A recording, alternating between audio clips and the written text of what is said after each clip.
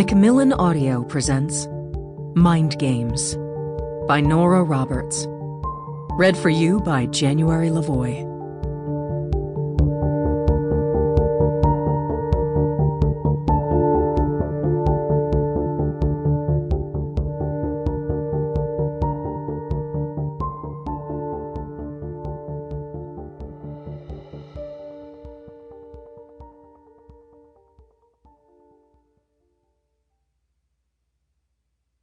In memory of my grandmother, who was a force of nature and knew things.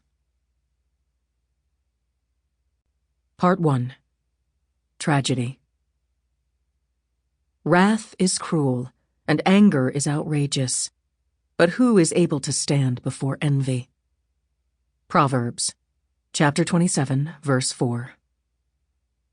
Give sorrow words. The grief that does not speak whispers the o'er-fraught heart and bids it break. William Shakespeare. Chapter 1.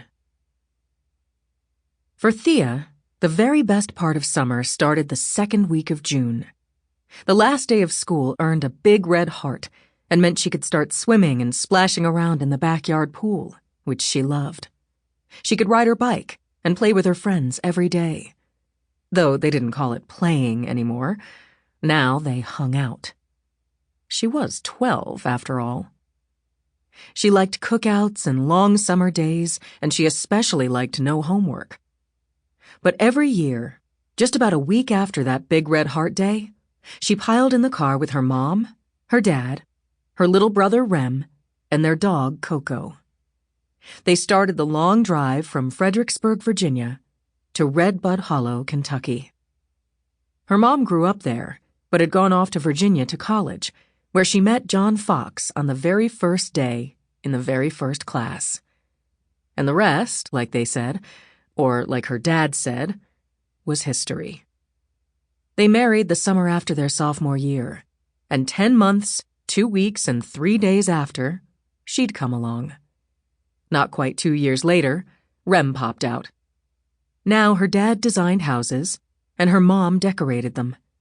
Their company, Fox & Fox Homes, did just fine. She knew stuff. Grown-ups didn't think kids knew much of anything important, but she did. She knew her grandparents, her dad's parents, were rich and snooty, and didn't think much of her mom, the girl from eastern Kentucky. But her dad's parents lived out in San Diego, so they didn't have to see them much, which was more than fine with Thea. She didn't have to hear grandmother, that was the snooty name they had to call her, think her thoughts about how her mom laughed too loud, or would never shake the Appalachian dust off her shoes.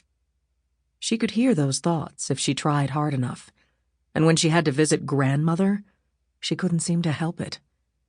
She thought so loud.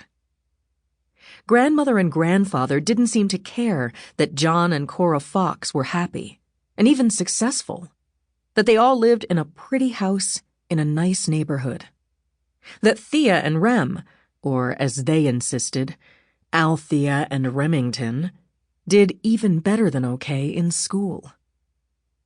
But Grammie cared. They all talked on the phone every week on Sunday. And at Christmas time, Grammie drove up with her truck full of presents she'd made. Most of the time, her uncles, Waylon and Caleb, came too, so they had a big family party, and the house was all full of music and lights and the smells of baking. That was her second favorite time of the year. But the best time, even though they had to drive for 7 whole hours and sometimes more, came in June. They always left bright and early and passed the time with road trip bingo. Rem usually fell asleep, and sometimes she did too. But they always gave a hoot and holler when they crossed the line into Kentucky. They stopped for barbecue and hush puppies. That was tradition. She'd be hungry when they did, but always wished they could just keep going and get there. Keep going over roads that started to twist and climb, over bridges that span. Sample complete. Ready to continue?